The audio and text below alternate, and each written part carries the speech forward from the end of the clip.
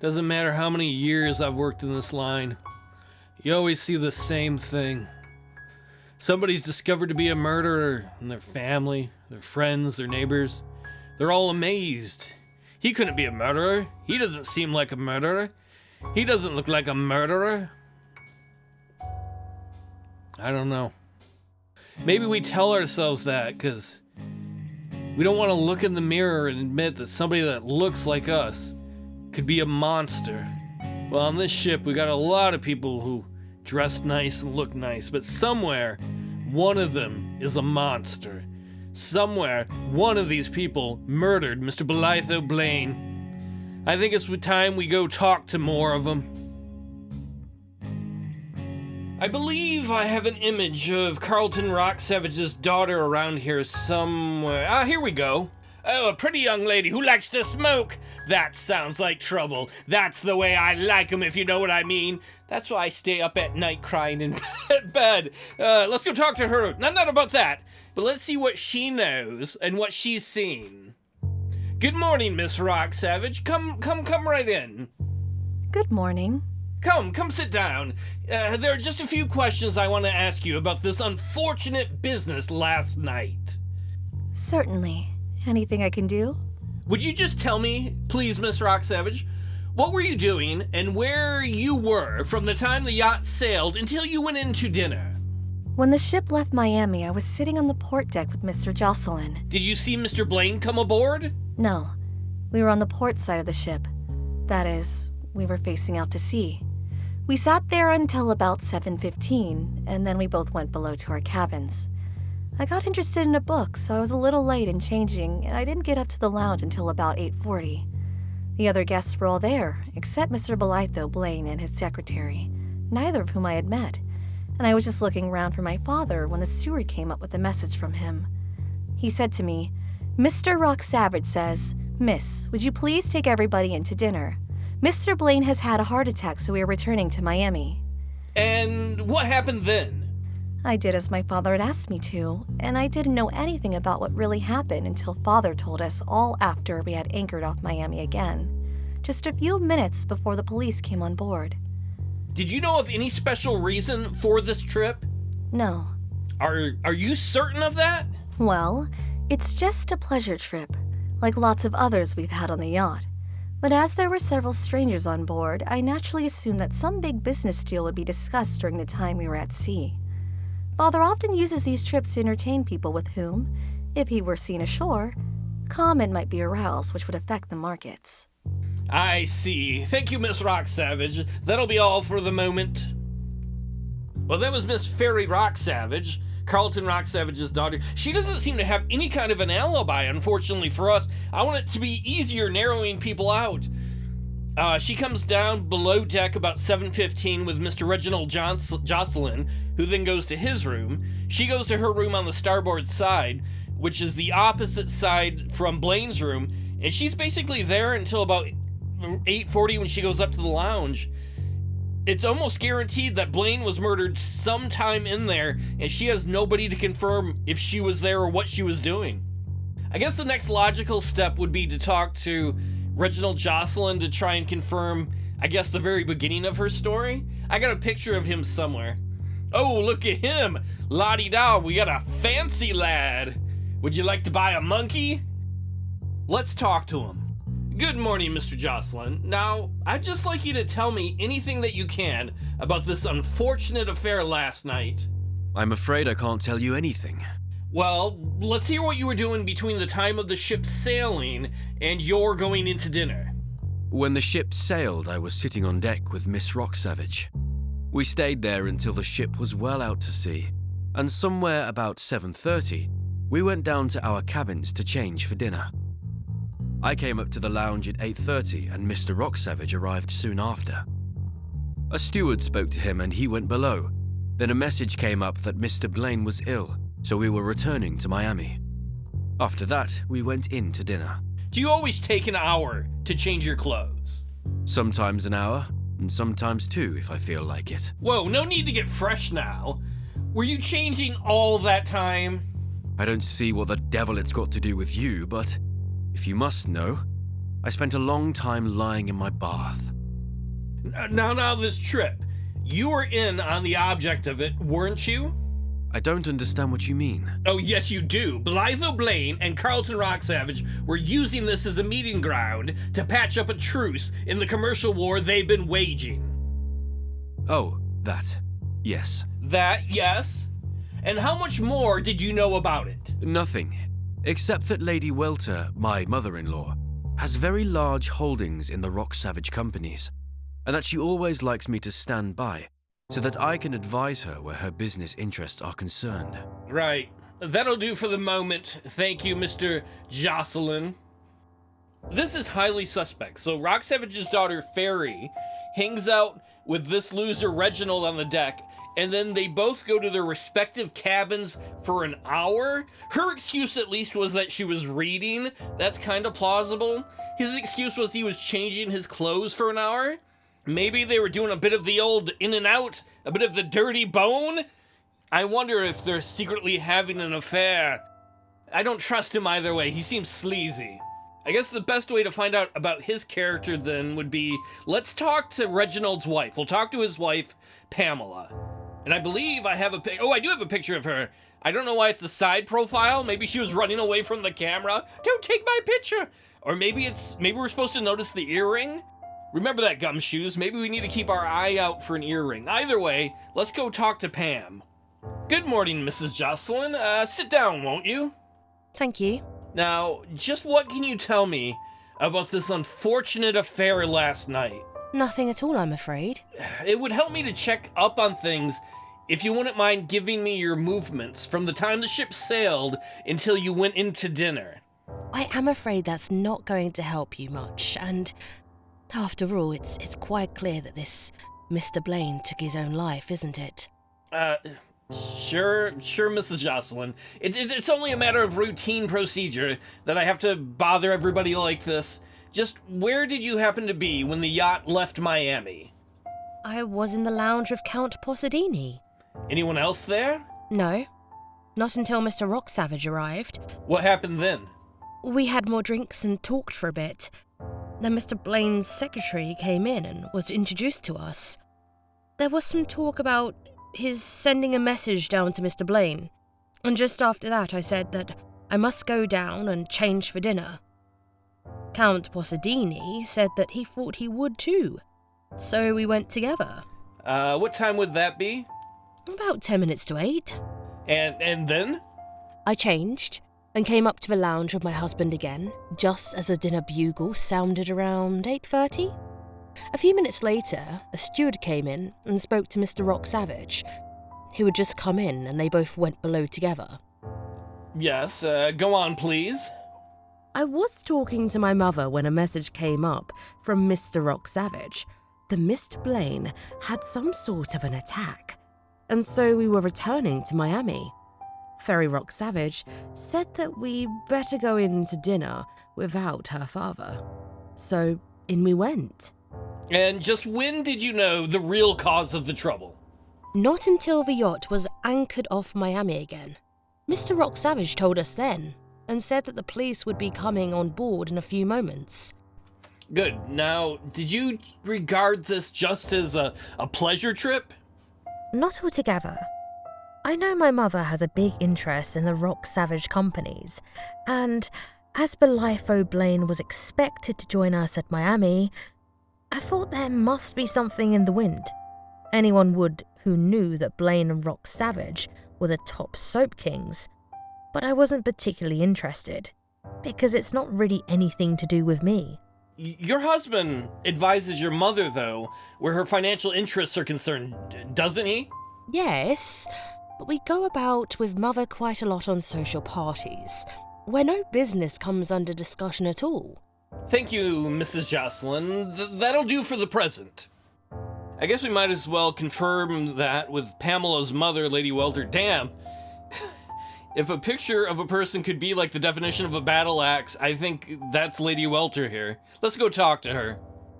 Good morning, Lady Welter. Take a chair, please. Thank you, I prefer to stand. All right, just as you wish, lady. What is it you wish to see me about?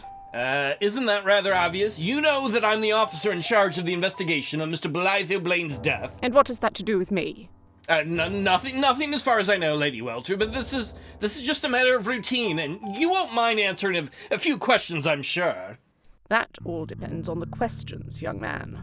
Well, they're quite simple. It's just a matter of routine checking up, and I'd like you to tell me just what your movements were between the time of the yacht sailing from Miami and your going into dinner last night. Are you accusing me? No. Have a heart, please. I'm not accusing anyone of anything, but it's my duty to get all these details which may seem stupid to you. So, where were you when the ship sailed? I was on deck talking to the Bishop of Bude. Whereabouts on the deck? By the rail. I was leaning on it, if you must know. Yes, but in what part of the ship?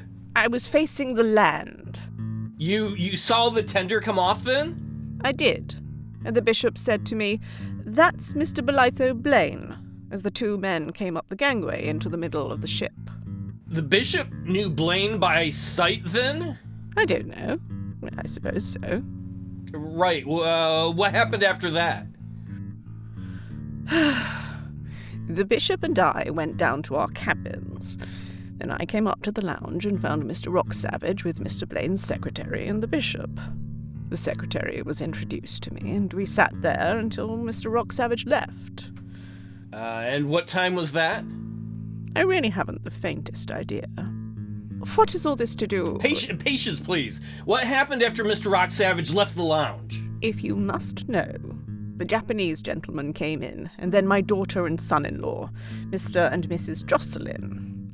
After the dinner bugle sounded, Mr. Rocksavage came in too, but he went downstairs almost at once, and some message came up that Mr. Blane was ill, so that we were to go to dinner without waiting any longer. Am I right in believing that you hold a large block of shares in the Rocksavage companies? That, young man, is nothing whatsoever to do with you. Did you come on this trip for pleasure? For my own reasons. This discussion is quite pointless. All right. I won't trouble you anymore now, Lady Welter, but maybe we'll have to have one of these jolly little discussions together again a little later on. Well, I don't know if she was particularly helpful when we were asking her where she was. I was leaning on the rail. Yeah, but where? We're on the ship, looking out to sea. Have you ever heard of a ship? I know what ships are. I get it, you were topside. Man, we're meeting all kinds of people today. Let's see, who's next? The Bishop of Bude. Well, that's a nice chair he's got there. Good morning, Bishop. Good morning. This is a very distressing affair. Very distressing. It certainly is. And I'm sure you will forgive me bothering you, but I have to ask you just a few questions so that I can check up on the events of last night. Of course, I'm the last person to wish to obstruct you in your duties, officer. Any information that I can give is entirely at your service. That's nice of you, Bishop. I only wish that all the people I've had to question looked on things like that. Now, perhaps you'll just tell me, what were you doing between the time of the ship sailing and going into dinner last night? I was standing by the after rail on the starboard side of the ship with Lady Welter when we left Miami. You saw Blane and his secretary come aboard then? Yes. You're quite certain that it was Blane? Oh yes, I remarked to Lady Welter at the time how very much older he was looking. Wait, you knew him? You knew Blane before then? I would hardly say that I knew him, but we met once, about 7 years ago. He was staying in an English country house where I also chanced to be a guest. What happened after that? Lady Welter and I went below shortly after the ship sailed. I changed for dinner and came up to the lounge at 8 o'clock. I can state the time with certainty as the ship's bell was sounded just as I went up the companionway. My host, Mr. Rocksavage, was there with Mr. Stoddard. A few minutes after that, Lady Welter came in, and then Mr. Rocksavage went below to change, remarking as he did so that he had left it very late, and if he were not up on time, we were to go into dinner without him. Lady Welter and I talked with Mr. Stoddart for a time, and then a Japanese gentleman who'd come aboard in the afternoon joined us. Mr. and Mrs. Jocelyn came in next. No, I'm wrong there. Count Posadini arrived after the Japanese, then the Jocelyns, just before the dinner bugle sounded. Mr. Rocksavage was a little late and had no sooner arrived in the lounge than he was sent for to go below. We stood about for a few minutes and then Miss Rocksavage came in. Soon after, she received a message from her father that Mr. Blane had been taken ill, so that the yacht was returning to Miami and that we were to go into dinner without waiting any longer. Thanks, Bishop. That's all nice and clear. Now, what can you tell me about the objects of this party? Well, it's just a pleasure trip, you know. I'd hoped that it would be a most pleasant relaxation from my arduous duties. I have a large flock, you know, a large flock. But you are aware, surely, that Lady Welter is a very rich woman, and a considerable portion of her fortune is invested in the Rocksavage companies? Yes, I was aware of that. Lady Welter is a very old friend of mine. One of my oldest, and you will not misunderstand me when I say one of my dearest friends. Those papers that she controls at home wield an enormous influence for good. It has been my privilege on many occasions to advise her on questions of policy for those papers. She might well have consulted you then, if the money which supports those papers was in jeopardy? Yes, she certainly might have done so as an old friend, you know, a very old friend. But you didn't actually know that this trip was a cover for a big business deal in which Rocksavage, Bolitho Blane, and Lady Welter were concerned? No, I was not actually aware of that. And although you had known Blane personally, you did not have any communication with him while he was on board the ship? At this point, Stoddart, whom we had sent for earlier for the purpose of getting a flash photograph of him. Don't flash me, bro. I don't want to see your little ween. Ween? I love ween! That is the stupidest arcane reference. Someone's like, no, we're in the middle of the exciting part of the mystery. And I'm like, no, I can't help but make a Pat reference. What were we doing? Oh, he was coming in for a photo. Stoddart came into the cabin. I snapped him as he entered. We then saw that the bishop had collapsed in his chair. Hopefully not because of my ween joke reference. After a moment, he came round out of his faint, apologized, and mentioned that he had had no breakfast, also that he suffered from his heart. Detective Officer Kettering, having concluded his examination, he allowed the bishop to withdraw, and Stoddart's company. No! This is... So, the bishop actually has seen Blane before. Before this outing, he's seen Blane, and said that Blane looked, what was it, a lot older? But why would he faint when he sees Stoddart? Is it my switcheroo theory? Is Blane really alive but taking the place of Stoddart and Stoddart's dead? Is it that Stoddart has some secret bad history? Is he a lover of the bishop's? Probably not, considering this came out in 1936. All I know is something untoward. I don't believe the bishop just fainted because of low blood sugar. We need to get to the bottom of this. But first, who are we going to interview next? Well, I guess it's going to be Mr. Inosuke Hayashi, the Japanese businessman. Man, he's looking sharp. Let's find out what he knows. Good morning, Mr. Hayashi. Just sit down and answer a few questions, will ya? Certainly. Will you give me your movements, please, from the time you came on board this yacht until you went into dinner last night? Oh yes. I came on board from a launch at 4:30 yesterday afternoon. After visiting my cabin, I had tea with my host and some of the other guests.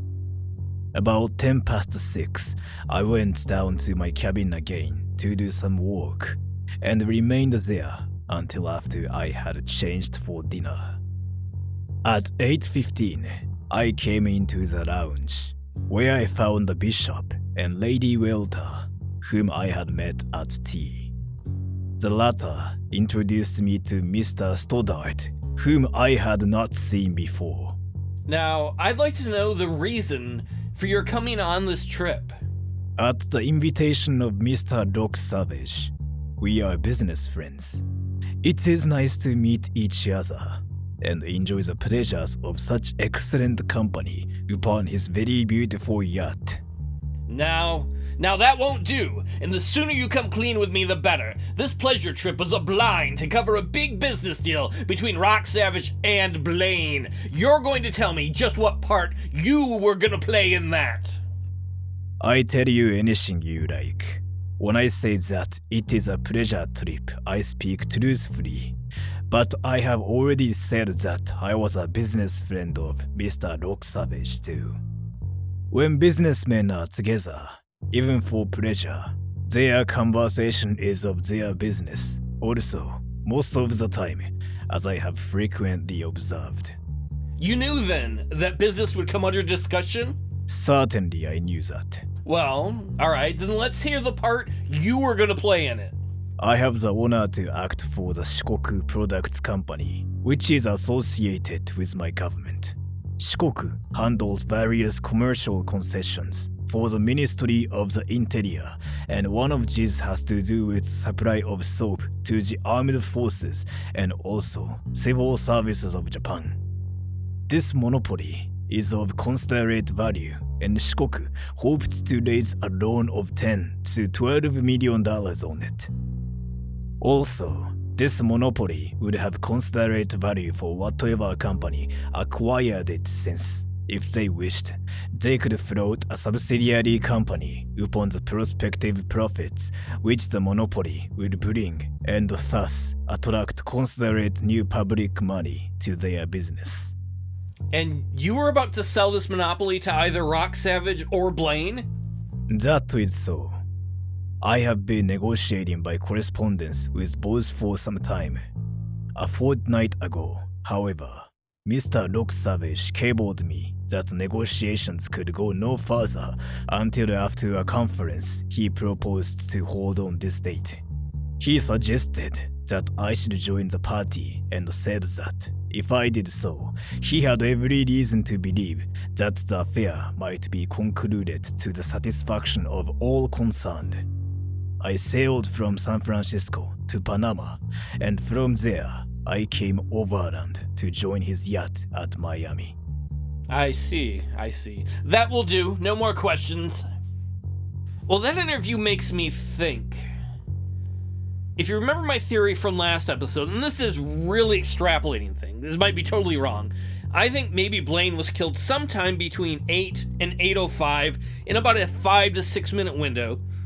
The reason I think that is during that time period, Silas Ringbottom, the steward, who was in his pantry near Blane's room, had left. And the reason he had left the pantry for that time period is because Mr. Hayashi, who we just interviewed, had rung for him to bring him some paper. So maybe Mr. Hayashi did that purposely. He purposely got the steward to leave so he had the opportunity to kill Blane.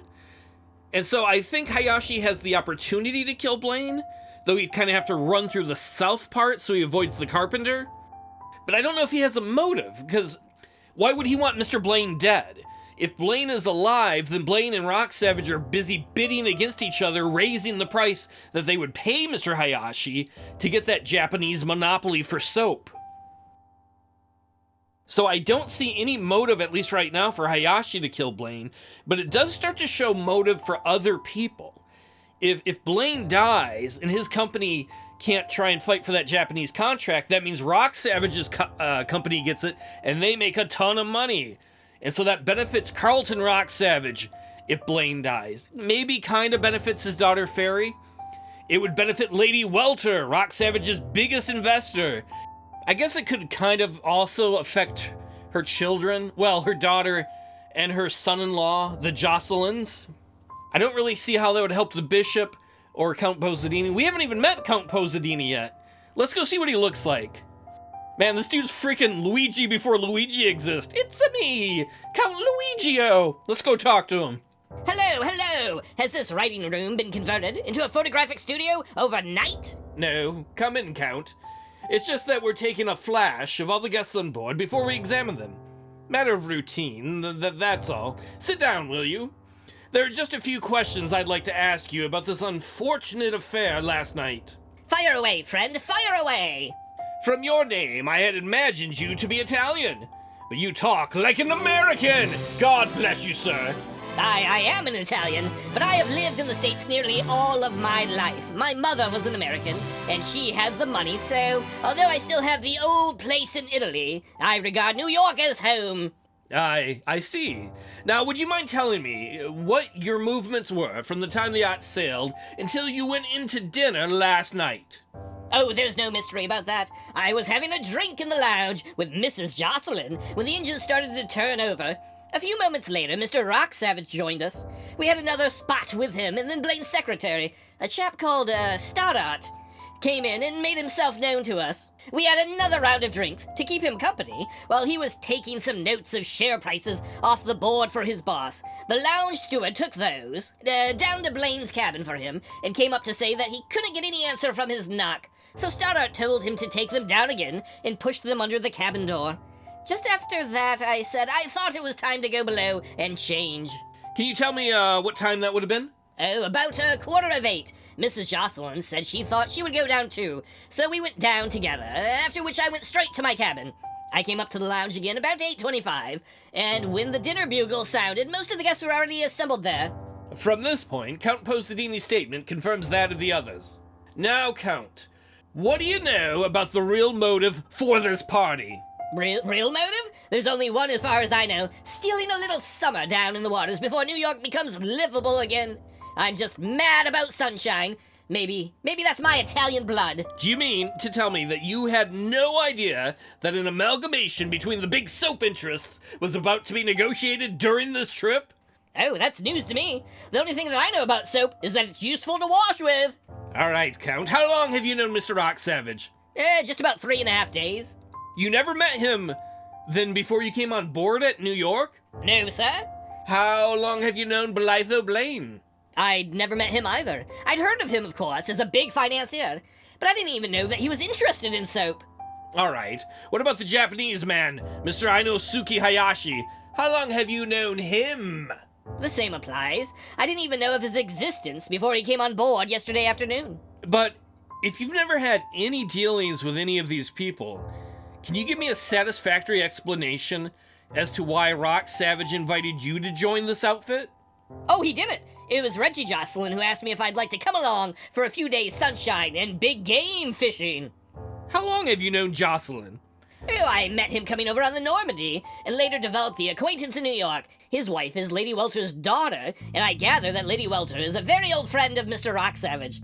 In fact, although Miss Rock Savage is nominally hostess here, Lady Welter gave me the impression that she was running the party, and as the invitation came from her son-in-law, I didn't hesitate to accept it. Thank you, Count. That'll do for the present.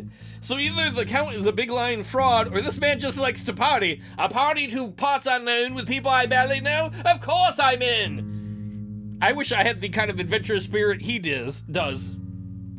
Looking through my evidence here, I see we have a very important person that we've not talked to yet.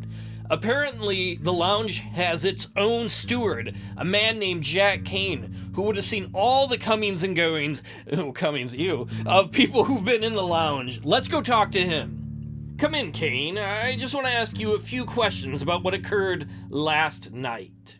Yes, sir. How long have you been in the employ of Mr. Rock Savage? A year and about 3 months, sir. What were you doing before that? I was the third barman at the Biltmore in New York. I did 18 months there, and before that I was at the sporting club in Havana, doing lounge waiter. All right, that's all right. Now, I want you to tell me all that you can remember about which guests came and went from the lounge from the time of the ship's sailing until they went to dinner last night.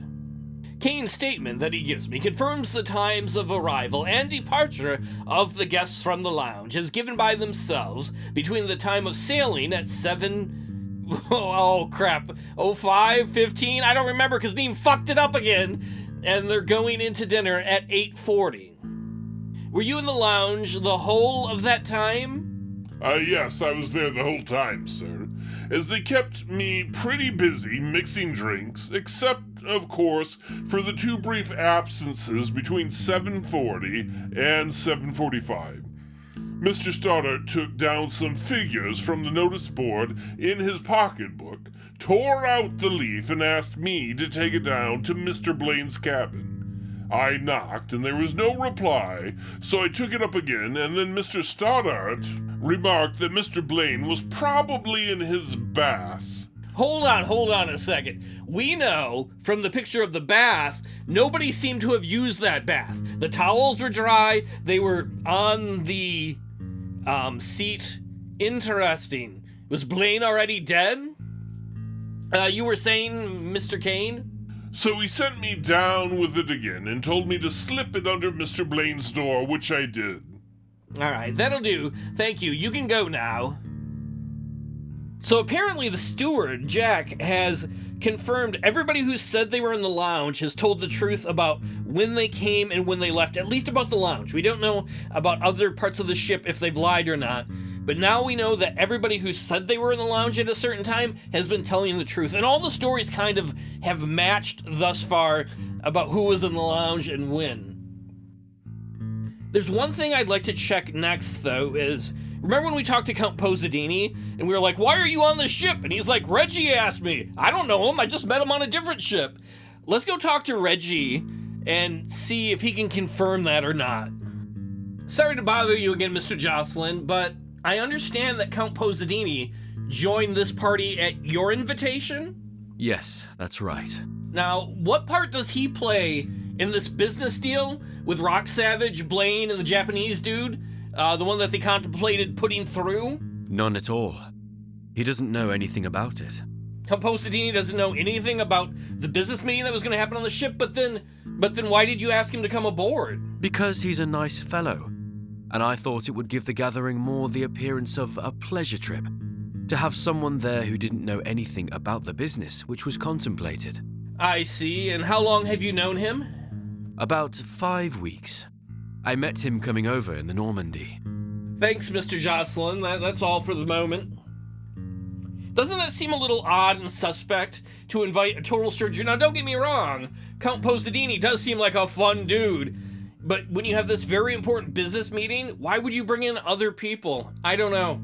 Did Reginald, really have ulterior motives? Why did he really invite Count Posadini on the yacht trip?